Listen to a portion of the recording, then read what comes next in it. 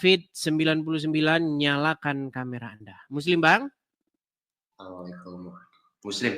Muslim, ya. David tapi Muslim. Oke, silakan Bang. Apa yang mau Anda utarakan? Silakan.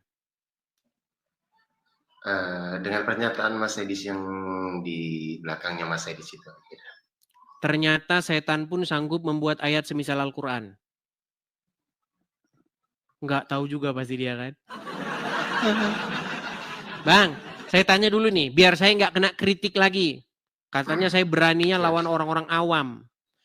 Abang dalamin Quran nggak, Bang? Untuk dalamin Quran sih pernah dulu dalamin Quran. Cuman kalau untuk membaca artinya masih belum. Nah, pantesan abang tidak tahu. Bang, waktu abang baca Quran, abang nggak baca artinya kan? Benar. Nah, ketika tidak baca artinya, abang ngerti nggak isinya? Belum. Nah iya, makanya saya bilang, Bang, gimana abang mau tahu? Ternyata setan sanggup membuat ayat semisal Quran. Makanya di sini kan mungkin Bang Edis dengan statement seperti itu kan mungkin tahu. Jadi ya siapa tahu lah bisa belajar juga. Oh belajar, oke baik, boleh. Kamu belajar. Ya Bang, jadi bukan dari orang Islam. Pengetahuan itu juga dari orang luar Islam pun juga bisa. Baik.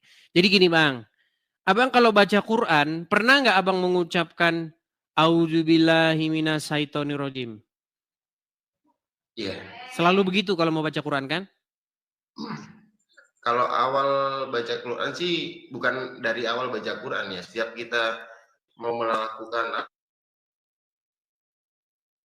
Waduh, macet dia teman-teman.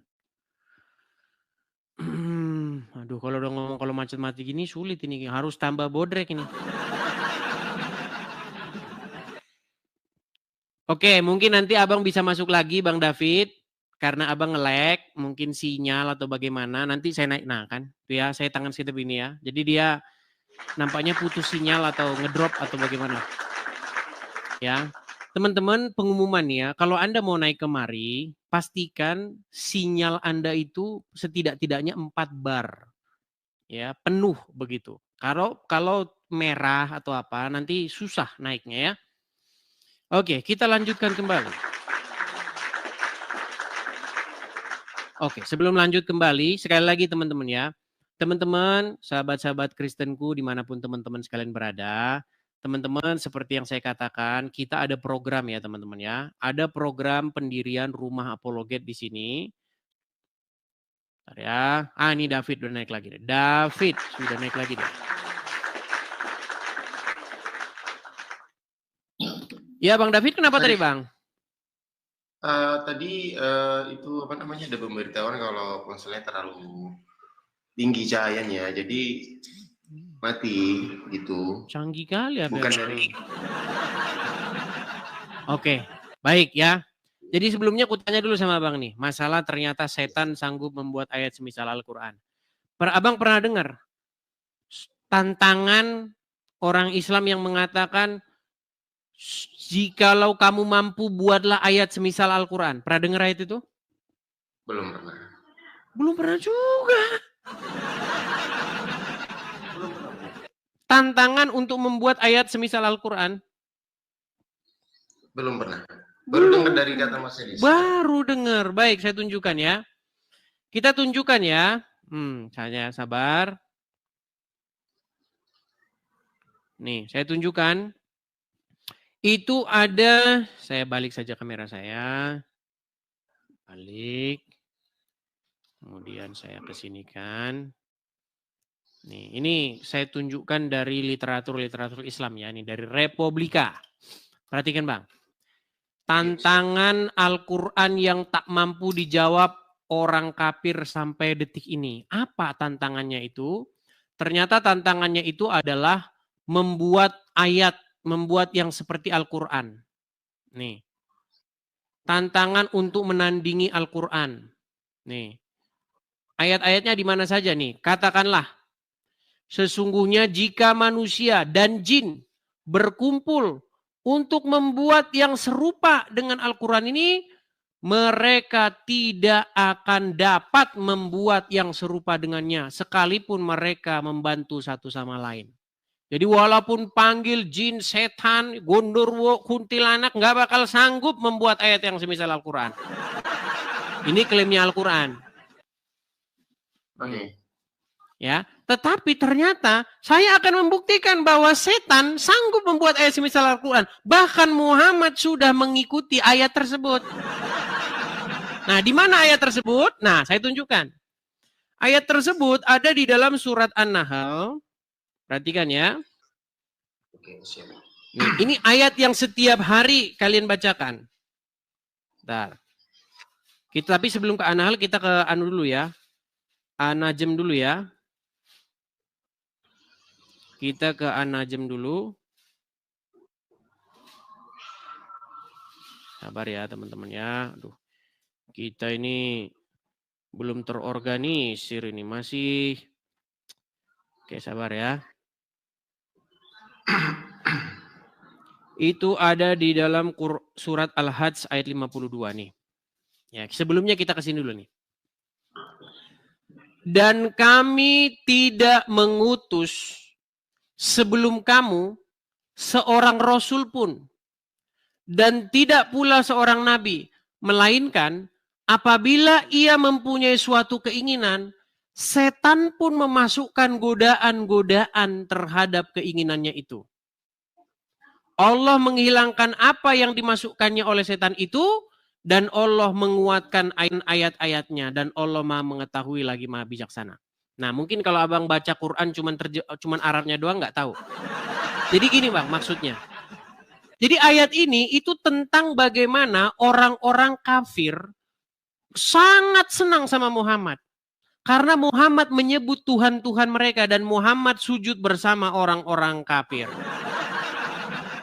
Ya, kalau kita baca ayat tafsirnya nih, biar abang saya kasih tahu nih ya, tafsirnya. Di dalam sebuah tafsir, nih ya, nih. Menurut sekelompok ahli tafsir, sebab turunnya ayat ini adalah Nabi Muhammad ketika merasa sedih akibat kaumnya yang berpaling darinya. Beliau berharap andai saja tidak diturunkan kepadanya sesuatu yang menjauhkan kaumnya darinya.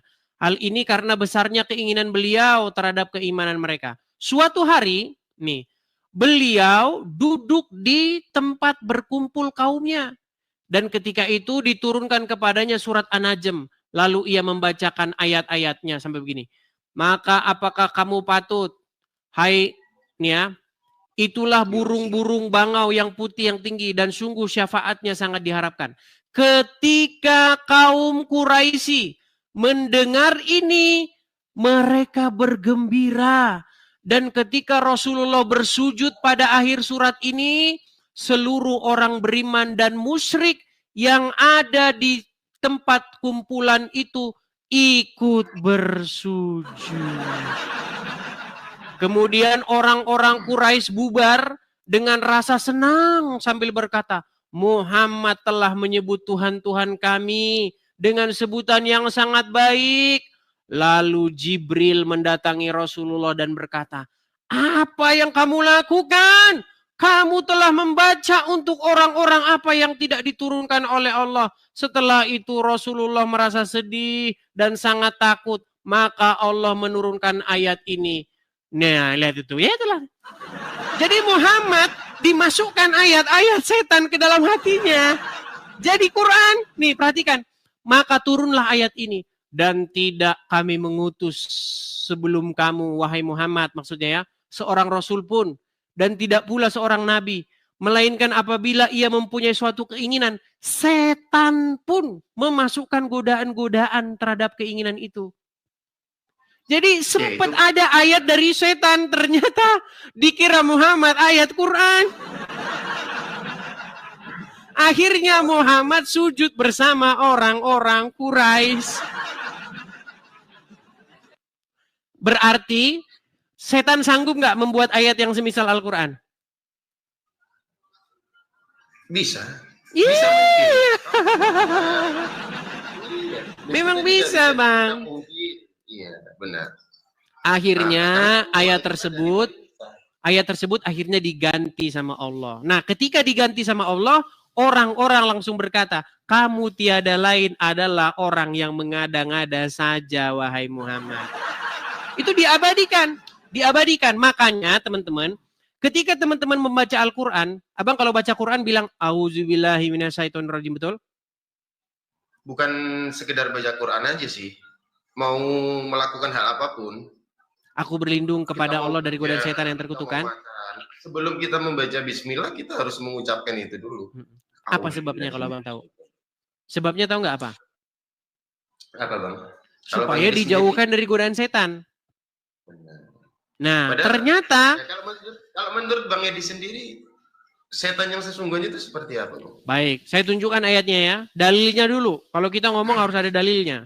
Jadi suatu saat, karena Muhammad sering didapati dia ternyata baca ayat setan bukan ayat Quran. Nah, akhirnya nih turunlah ayat ini. Perhatikan. Inilah kenapa orang Muslim kalau baca Quran selalu aku berlindung dari godaan setan ya. Karena takut.